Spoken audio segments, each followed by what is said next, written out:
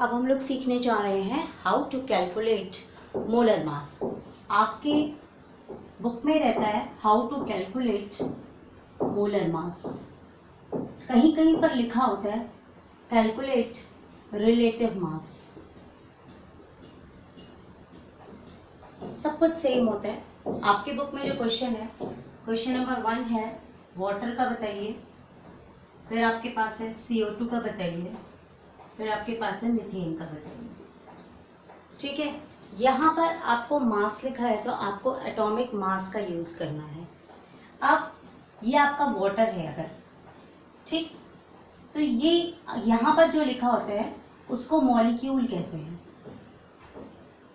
और यहाँ पर जो लिखा होता है इसको एटम कहते हैं। ठीक है, H के पास 2 एटम है और ऑक्सीजन के पास 1 एटम है। ठीक, तो हाइड्रोजन का जो एटॉमिक मास है वो 1 है, 1 प्लस ऑक्सीजन का आपका 16 है, ये आप मल्टीप्लाई करेंगे, और 2 प्लस 16 यानी 18 ग्राम। बस इस तरीके से आपको मोलर मास निकालना होता है। इसी तरह अगर आप CO2 का निकालें तो कार्बन का कितना होता है 12, तो 1 इंटू 12 क्योंकि कार्बन में 1 है, और ऑक्सीजन में आपकी 2 लिखा है तो 2 इंटू 16, ये हो जाएगा 12 प्लस 32 यानी 4, और ये 4 और ये ग्राम। आपको समझ में आ गया होगा कि मोलर मास किस तरीके से निकाला जाता है। ठीक है, एक आखिरी और बचा है, वो भी हम लोग सॉल्व करने जा रहे हैं। ये है CH4। अब यहाँ पर देखिए कार्बन में 1 लगा है, तो कार्बन का आपका होता है 12 इंटू 1 प्लस 4 इंटू 1, ये आपका हो गया 12 प्लस 4 यानी 16 ग्राम। तो इस तरीके से मोलर मास निकाला जाता है। आप इसको नोट कर लीजिए इसके बाद। Okay, our next topic is how will you calculate the mass percentage. Mass percentage आप कैसे निकालेंगे, तो उसके लिए आपका फॉर्मूला होता है mass of the element upon molar mass of the compound into 100। अभी समझ में नहीं आ रहा होगा, मैं एक एग्जाम्पल लेने जा रही हूँ, उससे आपको समझाती हूँ। अगर मान लीजिए आपके पास एक कंपाउंड है Na2SO4, आपसे कहा जाए मास परसेंटेज बताइए इसके एलिमेंट्स में, तो अगर हम इस कंपाउंड में देखते हैं तो यहाँ पर क्या क्या एलिमेंट है, सोडियम है, फिर ये सल्फर है, और फिर ये ऑक्सीजन है। तो अगर हमको इनका मास परसेंटेज निकालना है, किसी एक का पूछेंगे तो आप उस एक का निकालिएगा, सबका पूछेंगे तो आप सारे एलिमेंट्स का कैसे निकालेंगे। तो पहली चीज तो मास ऑफ एलिमेंट, तो यहाँ पर ये सारे अलग अलग एलिमेंट हैं, लेकिन आपका है molar mass of the compound. सबसे पहले आप molar mass of the compound solve कर लीजिए। Molar mass of the compound solve करने के लिए जो मैंने आपको अभी फॉर्मूला बताया था मोलर मास निकालने वाला, वही यूज होगा। तो आपका फॉर्मूला क्या है, Na2CuSO4। तो सोडियम का एटॉमिक मास होता है 23, यहाँ 2 लिखा है तो इंटू 2। सल्फर का एटॉमिक मास होता है 32, और ऑक्सीजन का एटॉमिक मास होता है 16 इंटू 4, ये एटॉमिक मास है। ठीक है, ये 32 इंटू 1, क्योंकि यहाँ सल्फर पर 1 एटम है। तो ये 2 3 ज़ा 6, 2 2 ज़ा 4, ये 32 और ये 64। ठीक है, अब आप इसको ऐड कर लीजिए तो आपका आ जाएगा 4 6 10 11 12 4 4 8 8 6 14। ठीक है, 6 2 8 8 4 12 6 6 4 10 1 11 4 14। Clear. Now percentage of sodium, तो सोडियम का परसेंटेज आपको यहाँ पर फॉर्मूले में, वैसे तो एटॉमिक मास क्या है 23, लेकिन यहाँ Na2 दिया है तो आपको यहाँ पर रखना है 46 अपॉन 142 इंटू 100। तो ये क्या चीज़ है, मास ऑफ एलिमेंट, ये है Na2 का मास। क्लियर, केवल सोडियम पर 23 नहीं लिखा जाता है, 23 इंटू 2 46। इसी तरीके से सल्फर का आपका हो जाएगा 32 अपॉन 142 इंटू 100, और ऑक्सीजन का आपका हो जाएगा 64 अपॉन 142 इंटू 100। अब आप इसको सॉल्व कीजिए, आपका आंसर आएगा, ये अप्रोक्सीमेटली आप सॉल्व करके देख लीजिएगा, ये आंसर आएगा 32.39। ठीक है, इसी तरीके से यहाँ पर आपका आंसर आएगा 22.54 और यहाँ पर आपका आंसर आएगा 45.07। ठीक है, तो मेन बात यहाँ पर क्या है कि जैसे ये Na2 लिखा था तो सोडियम का एटॉमिक मास 23 है, तो 23 इंटू 2 46 लिखा जाएगा, 23 नहीं लिखा जाएगा। इसी तरह यहाँ सल्फर में 1 एटम है तो केवल 32 आ गया। ऑक्सीजन के साथ 4 एटम्स कनेक्टेड है तो ऑक्सीजन का 16 नहीं लिखेंगे, 16 4 जा 64। क्लियर? तो इस तरीके से मास परसेंटेज निकाला जाता है। नोट कीजिए। इसके बाद मैं एक क्वेश्चन और आपको बताने जा रही हूँ।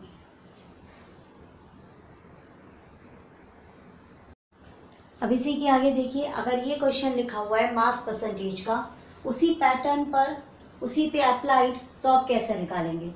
Percentage, that means what is percentage? Mass percentage.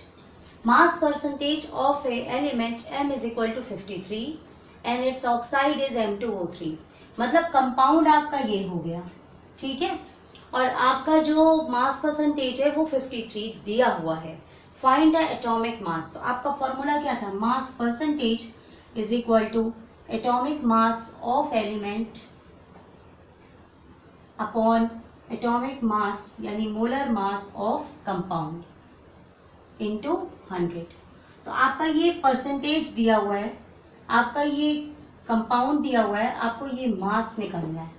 ठीक है, अब आपको समझ में आ रहा है? तो मोलर मास अगर हम निकालेंगे M2O3 के लिए, ये अगर हमको इस m का मास नहीं पता, एटॉमिक मास, मान लीजिए वो x है तो ये 2x हो जाएगा और ये 16 इंटू 3, क्योंकि ऑक्सीजन का एटॉमिक मास 16 है, तो ये हो जाएगा 2x प्लस 16 3 सा 48। क्लियर? अब हम फॉर्मूले में रखेंगे, मास परसेंटेज 53 दिया है। अब मास ऑफ द एलिमेंट, ये M2 है तो ये 2x हो जाएगा अपॉन 2x प्लस 48 इंटू 100। तो ये आपकी इक्वेशन बन गई, जिसको आप सॉल्व करके x की वैल्यू निकालेंगे तो आपका आंसर आ जाएगा। देखिए आप कैसे निकालेंगे, तो यहीं पर लिख रही हूँ।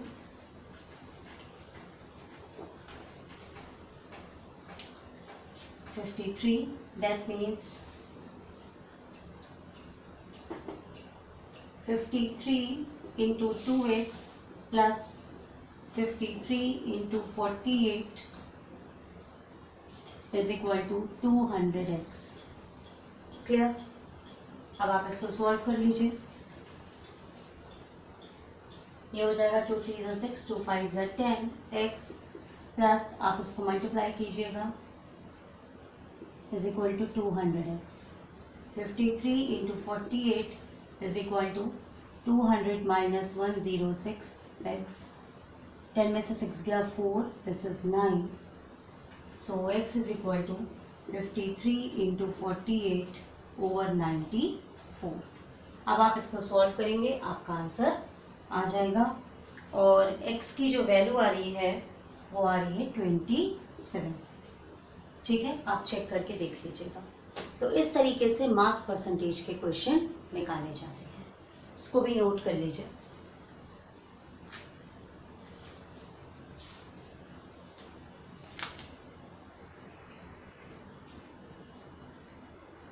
इसी में एक चीज़ और पूछते हैं कभी कभी, रिलेटिव एटॉमिक मास निकालने के लिए। रिलेटिव एटॉमिक मास कैसे निकालते हैं कि इसमें जो आइसोटोप्स होते हैं उनके अलग अलग परसेंटेज होते हैं, तो रिलेटिव एटॉमिक मास निकाला जाता है। तो अगर आपका क्वेश्चन इस तरीके से दिया हुआ है कि जैसे आयरन का जो आइसोटोप है जिसका 54 है उसका परसेंटेज 5% है, 56 वाले का 90% है, 57 का 5% है, तो आपको रिलेटिव एटॉमिक मास निकालना है।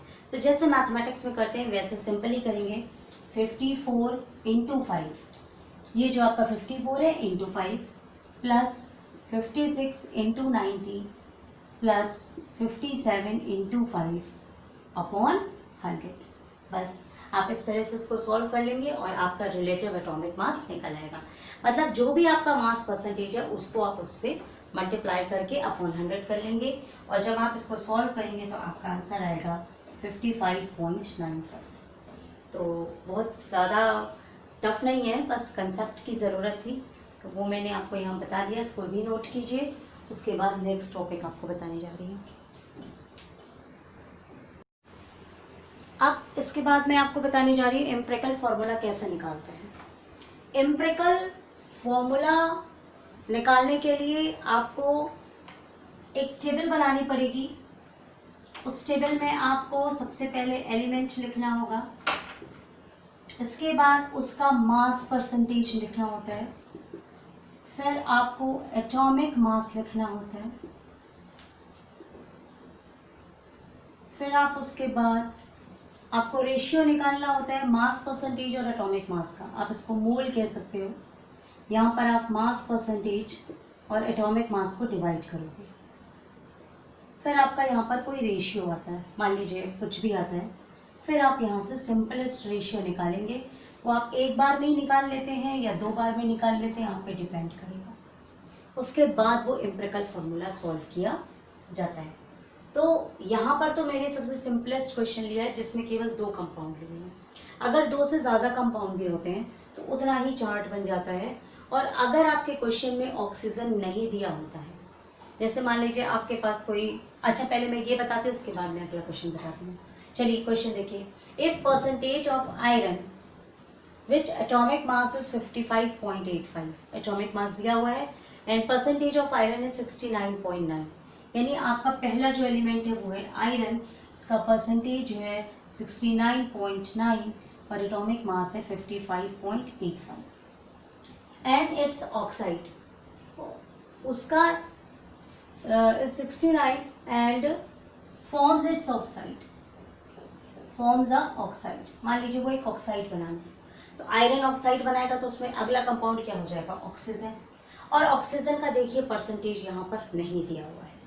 तो अगर परसेंटेज दिया गया है तो ठीक है, नहीं दिया गया है तो हम जो भी परसेंटेज होता है उसको 100 से माइनस करके ऑक्सीजन का यहाँ पे परसेंटेज निकाल लेते हैं। तो अगर हम 100 को 69.9 से माइनस करते हैं तो देखिए आपका क्या आएगा, 10 में से 9 गया 1, 9 में से 9 गया 0 एंड 9 में से 6 गया 3, दैट इज 30.1% आपका ऑक्सीजन का हो गया।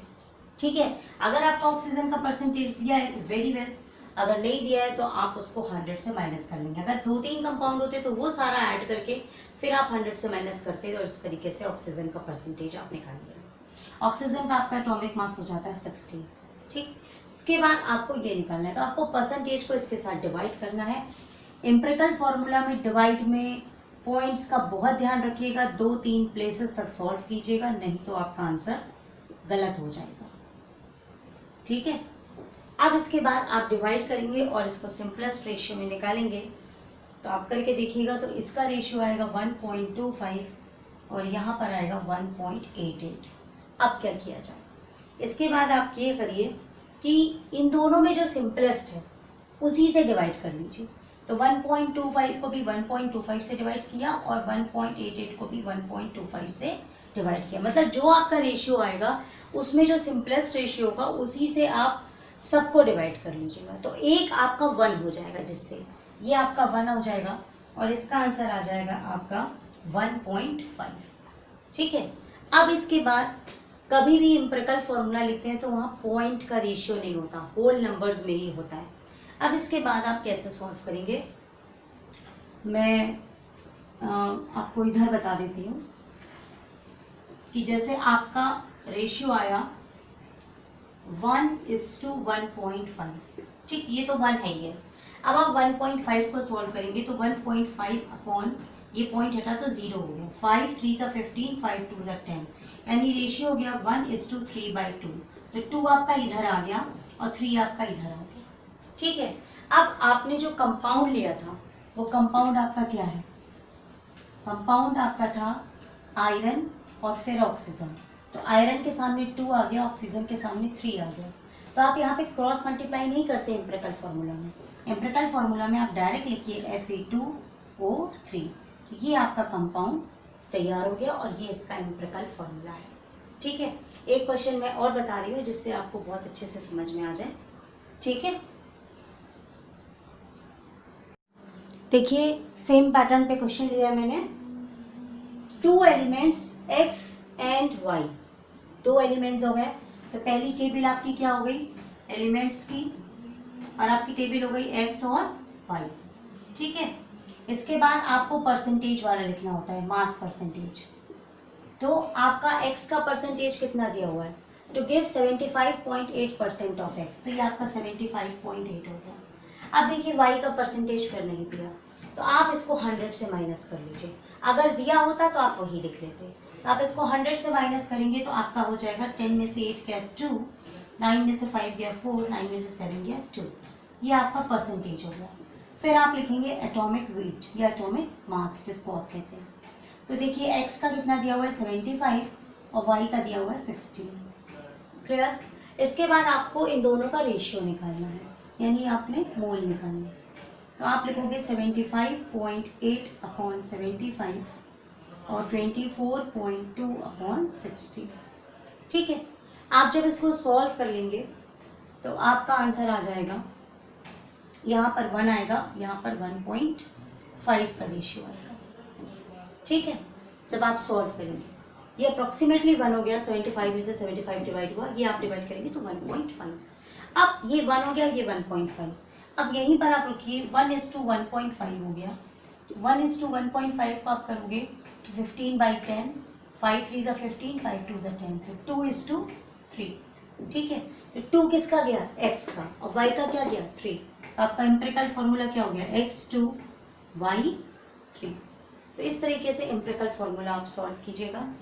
इसको आप पूरा ऐसे चार्ट उतार लीजिए। यहाँ पर आप हेडिंग डालेंगे सिंपलेस्ट रेशियो, बस और कुछ नहीं।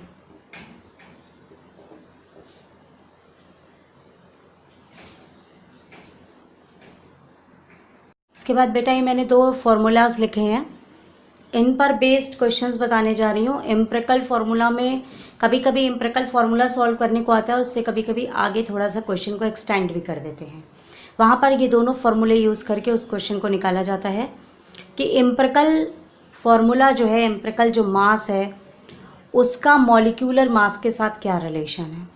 तो molecular mass is equal to empirical mass into n। ये क्या चीज़ है अभी मैं क्वेश्चन में बताऊंगी आपको।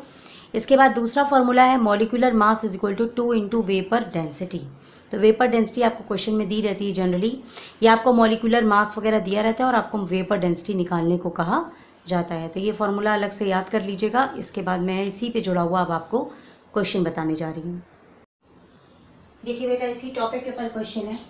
A compound has empirical formula, ये आपका एम्पिरिकल फॉर्मूला है, ये आपका n लिखा हुआ है, has vapour density 84, find the molecular formula. अब आपको देखिए वेपर डेंसिटी 84 दी हुई है, तो मैंने आपको फॉर्मूला बताया था molecular mass is equal to 2 into vapour density. तो मॉलिक्यूलर मास आप निकाल लीजिए, तो 2 इंटू 84 हो जाएगा, ये हो जाएगा 2 4 ज़ा 8, 2 8 ज़ा 16। ये आपका मॉलिक्यूलर मास है, ये आपका क्या है मॉलिक्यूलर मास। इसके बाद अगला क्वेश्चन हमने आपको बताया था कि मॉलिक्यूलर मास फॉर्मूला जो है molecular mass is equal to empirical mass into n। ठीक है। अब हमारे पास मॉलिक्यूलर मास आ गया 168, हमें एम्पिरिकल मास निकालना है। एम्पिरिकल मास कैसे निकालेंगे, एम्पिरिकल मास एम्पिरिकल फॉर्मूले से निकालेंगे। एम्पिरिकल फॉर्मूला आपका है C3H4 और O। ठीक है। अब कार्बन का आपका 12 होता है, तो 12 इंटू 3, 4 इंटू 1 प्लस 1 इंटू 16, ये हो जाएगा 36, ये 4 और ये 16, दैट इज 20 और ये 56। ठीक है। अब आपको यहाँ से n अगर निकालना है तो आपको मॉलिक्यूलर मास को एम्पिरिकल मास से डिवाइड करना पड़ेगा। मॉलिक्यूलर मास को एम्पिरिकल मास से जब आप डिवाइड करेंगे तो आपकी n की वैल्यू सॉल्व हो जाएगी। ठीक है। जब n की वैल्यू सॉल्व होगी तभी हम मॉलिक्यूलर फॉर्मूला निकालेंगे। ये हमने क्या निकाला था, एम्पिरिकल मास। ठीक है। और आपका ये क्या निकला है, मॉलिक्यूलर मास। ठीक है बेटा। अब हम निकालने जा रहे हैं n की वैल्यू। तो n की वैल्यू निकालने के लिए आपको मॉलिक्यूलर मास ऊपर रखना है और एम्पिरिकल मास को नीचे लिखना है। तो मॉलिक्यूलर मास आपका कितना आ गया 168 और ये आया था 56। अब आप इसको डिवाइड करेंगे तो आपका ये n की वैल्यू कितनी आ गई 3। तो ये n आप ऐसे कैलकुलेट करते हैं।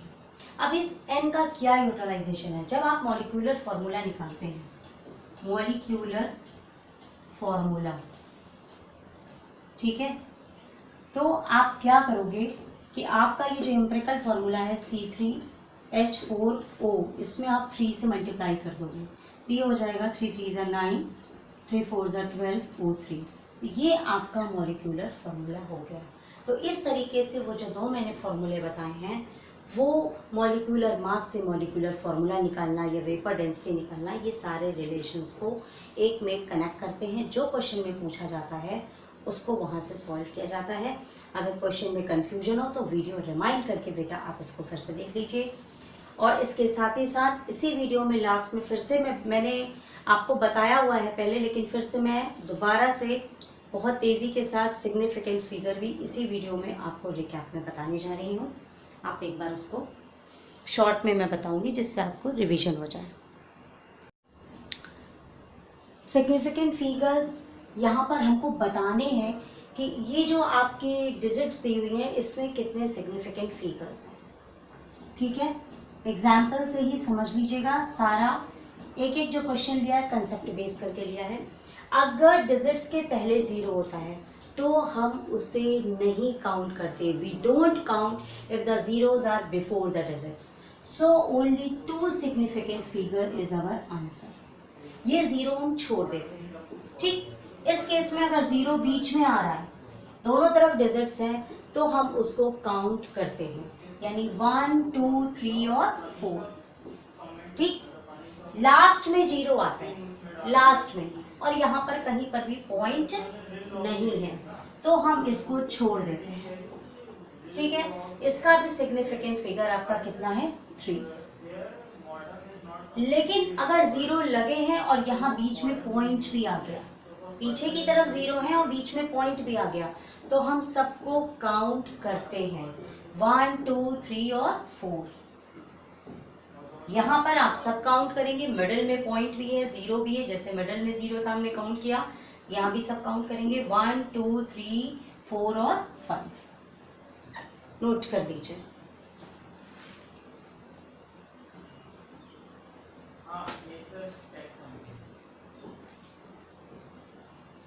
इसके बाद सिखाने जा रही हूँ round up significant figures, round up of significant figures. मान लीजिए मेरे पास क्वेश्चन है 34.216, दूसरा क्वेश्चन है 10.410। ठीक है, लास्ट डिजिट पर हमको राउंड अप करना है। अगर डिजिट 5 से ज्यादा है, 5 से ज्यादा, मोर देन 5, 1 जोड़ते हैं +1, बस। तो ये 6 जो है वो 5 से ज्यादा है, तो इस 1 में 1 ऐड कर देंगे, आंसर होगा 34.22। क्लियर। अब अगर 1 से कम है तो हम कुछ भी नहीं करते, कोई फॉर्मूला नहीं है, 10.41, जस्ट लीव इट, क्योंकि 0 जो है वो 5 से कम है, बस इतना ही है इसके अंदर। इसके बाद आता है साइंटिफिक नोटेशन। आप इसको उतारिए, फिर मैं उसको आपको बताती हूँ। साइंटिफिक नोटेशन में पहली बात, जो भी डिजिट होती है उसे हमें 10 के पावर्स में लिखना होता है, 10 के पावर्स में लिखना होता है। आप इसमें नंबर लाइन का यूज़ करिए। नंबर लाइन में ये 0 होता है, इधर आप चलते हैं तो आपका ये पॉजिटिव है, और इधर आप चलते हैं तो आपका ये नेगेटिव है। तो हम क्या करेंगे, जो भी डिजिट है उसमें अपना पॉइंट ढूंढेंगे कहाँ पर है। अगर आपका पॉइंट इस तरफ है, ये देखिए लेफ्ट हैंड साइड, इधर पॉइंट है, डिजिट इधर है, यानी पॉइंट लेफ्ट से इधर आ रहा है, और इधर मेरे लेफ्ट में क्या है, नेगेटिव। तो इसका आंसर हो जाएगा 4.8। इधर की एक डिजिट तक पॉइंट लेकर के आते हैं। ठीक है, 4.8 इंटू 10 टू द पावर, देखिए 1 2 3 -3। ठीक है, मैंने अपने कुछ वीडियोस में इससे पहले भी बताया है, लेकिन मैंने सोचा फिर से बता दूं, इसमें बहुत दिक्कत होगी। अब यहाँ देखिए कहीं पर भी पॉइंट नहीं है, तो आप मान लीजिए यहाँ आखिरी में पॉइंट होगा, क्योंकि आपको पॉइंट को इधर से लाना है, यानी पॉइंट आप राइट हैंड साइड से ला रहे हैं, इधर से ला रहे हैं नहीं। ठीक है, तो इधर आपका प्लस रहता है नंबर लाइन पे, तो यानी आपका पहला डिजिट क्या है 2, बस आपने लिखा 2.34, केवल डिजिट्स लिख लीजिए, एक के बाद आपको पॉइंट लगाना है, इंटू 10 टू द पावर। तो ये मैंने अपने मन से ऐड किया था, तो यहाँ पर कितने डिजिट हम पढ़े, 1 2 3 4 और 5, 10 टू द पावर 5। क्लियर। तो इस तरीके से किया जाता है। इसी में एक क्वेश्चन और है, अगर आपका लिखा है 62.356, अब आप इसको कैसे करोगे, तो आप इधर से ही तो डेसिमल ला रहे हो, तो 6.23 into 10 to the power, 2 decimal इधर बढ़ा, पावर 2। क्लियर। अगर मान लीजिए आपका इस तरीके से है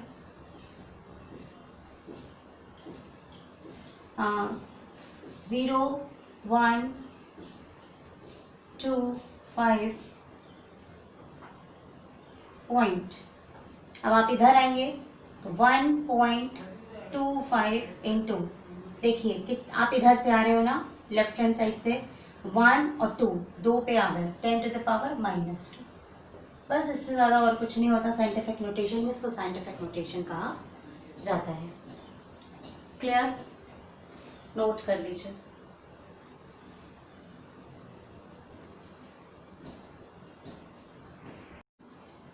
केमिस्ट्री में एक सबसे ज़्यादा इम्पोर्टेंट टॉपिक है, वो है मोल। मोल कंसेप्ट पे ऑलरेडी एक वीडियो बनाया हुआ है, एक दोबारा बनाने जा रही हूँ, सोच रही हूँ कि और भी ज़्यादा इसको सिंपल किया जाए। फिर आपको निकालना होता है नंबर ऑफ मॉलिक्यूल्स, फिर आपको निकालना होता है नंबर ऑफ एटम्स। कभी कभी सब एक साथ दिया रहता है, बहुत कंफ्यूजन हो जाता है कहाँ पे क्या सही है। मेरी कोशिश है कि मैं आपको ये क्लियर करा सकूं, तो मैं शुरू कर रही हूँ। ठीक है, सबसे पहले मैं मोल से शुरू करूँगी। मोल निकालने का आपका जो मेन फॉर्मूला है वो है wait in gram upon molecular wait. ठीक है, अब मैं आपको क्वेश्चन दे रही हूँ, मान लीजिए find number of moles in 32 gram of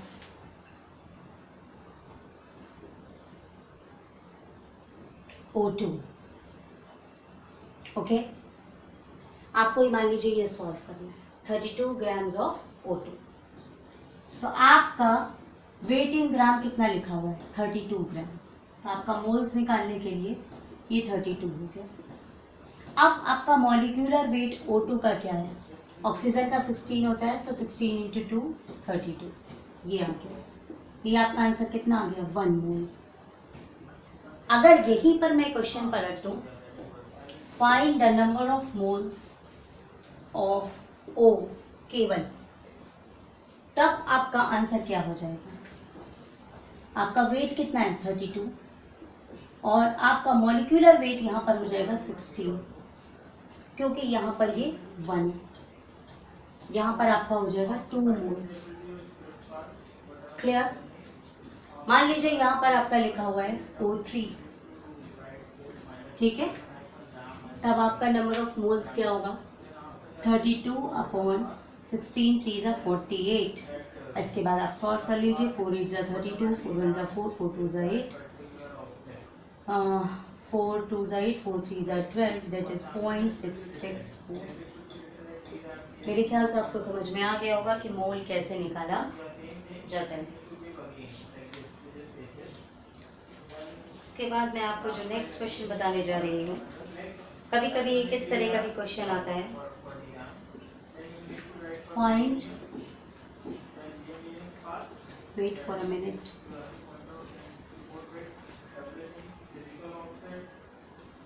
कभी क्वेश्चन ऐसे आता है, फाइंड नंबर ऑफ मोल्स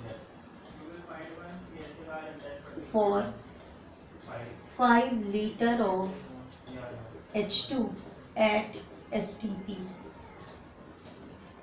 अब आप कैसे निकालेंगे, आपको कुछ नहीं करना है, आपको STP दिया हुआ है, ठीक है, और ये लीटर्स में दिया है। जब ये लीटर्स में दिया है, आपको सिर्फ ये 5 यहाँ पे रखना है और H2 का मॉलिक्यूलर वेट यहाँ नहीं रखेंगे, आप यहाँ 22.4 से डिवाइड करेंगे। यही आपका नंबर ऑफ मोल्स का फॉर्मूला है। क्लियर? यानी आपका जो कुछ भी लीटर्स में है वो आप रखोगे अपॉन 22.4 अगर ये एसटीपी पर दिया हुआ है। क्लियर? लेकिन अगर मान लीजिए यहीं पर ये क्वेश्चन हो जाए for 5 gram of H2 at STP, यहां पर ये ग्राम लिखा हुआ है, तब आप क्या करोगे? चाहे STP लिखा हो चाहे नहीं लिखा हो, लेकिन अगर ये ग्राम है तो आप 5 और हाइड्रोजन का मॉलिक्यूलर वेट क्या है 2 और आपका आंसर आ जाएगा 2.5। और अगर ये 5 लीटर्स होता तो आप निकालोगे 5/22.4 और उसके बाद आप अपना सॉल्व करें, वो आपका आंसर होता। तो इस तरीके से क्वेश्चंस में डिफरेंस होता है, तो इसको ध्यान रखिएगा। इसके बाद अब मैं आपको नेक्स्ट बताने जा रही हूँ नंबर ऑफ मॉलिक्यूल्स कैसे निकालते हैं। अभी तक बेटा मैंने आपको बताया नंबर ऑफ मोल्स कैसे निकालते हैं, weight in gram upon molecular wait.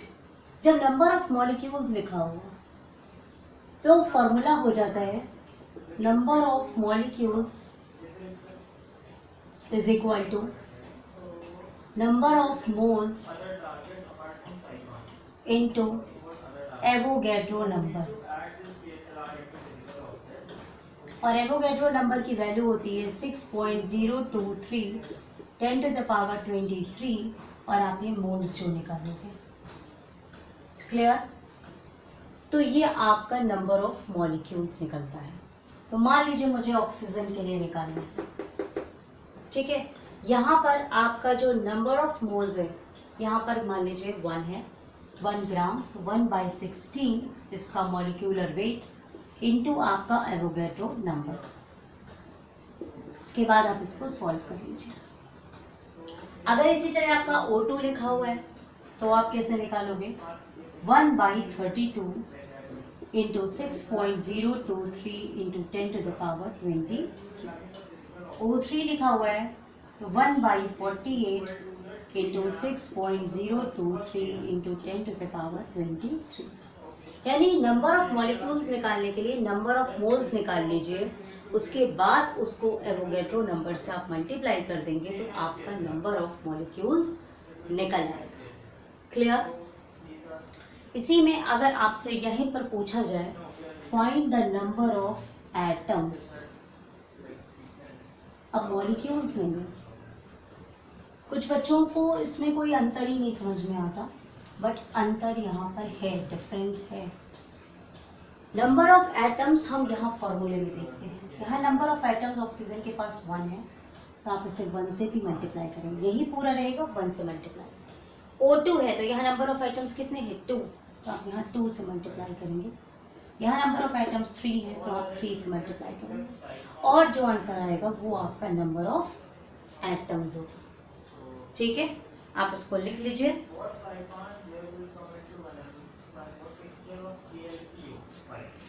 मान लीजिए आपके पास बेटा एक क्वेश्चन आपको सॉल्व करना है, find number of moles of SO2Cl2 इन 13.5 ग्राम।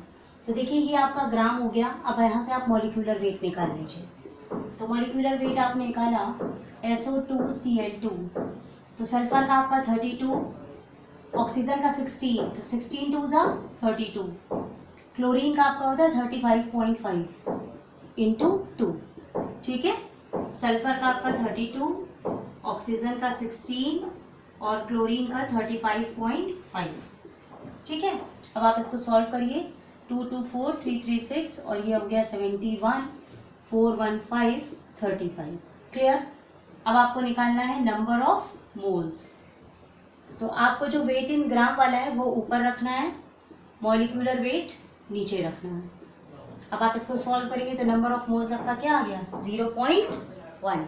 इस तरीके से नंबर ऑफ मोल्स निकाला जाता है। मेरे ख्याल से आपको बिल्कुल अच्छी तरह से समझ में आ गया होगा। और अभी मैं यहीं पर आपसे कह दूं कि आप नंबर ऑफ मॉलिक्यूल्स बताइए, नंबर ऑफ मॉलिक्यूल्स। तो आपको कुछ नहीं करना है, बस आपका ये जो मोल आया है इसमें आपको एवोगैड्रो नंबर से मल्टीप्लाई कर देना है, यानी 0.1 इंटू 6.023 इंटू 10⁻23 और ये 0.1 इससे कट जाएगा तो 6.023 इंटू 10⁻22। तो इस तरीके से नंबर ऑफ मोल्स और नंबर ऑफ मॉलिक्यूल्स निकाले जाते हैं। ठीक है, मेरे ख्याल से आपको पूरा अच्छी तरह से समझ में आ गया होगा। प्लीज़ बेटा, अगर आप चैनल को सब्सक्राइब करेंगे तो आपका मेरे प्रति यही सबसे बड़ा रिस्पेक्ट होगा। और अपने फ्रेंड्स को ज़रूर बताइए जिनको आपने नहीं बताया है, जिससे और लोगों तक भी मेरे ये वीडियोस पहुँचे और मेरा जो मेन मोटिव है वो सॉल्व हो सके, कि बच्चों तक मेरी चीज़ पहुँचे। Thank you.